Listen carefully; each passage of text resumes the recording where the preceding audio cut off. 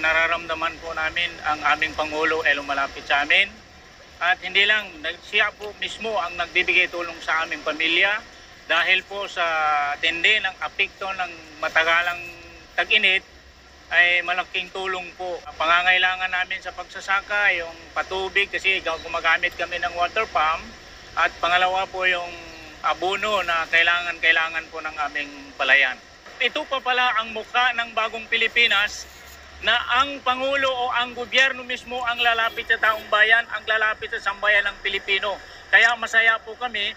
Hanggang dito sa regional ng BARM government ay ramdam na po namin ang bagong Pilipinas. Papasalamat po kami sa ating mahal na Pangulo, Pangulong PBBM, dahil ang Maguindanao po ay hindi po napag-iwanan sa kanyang pamahalaan.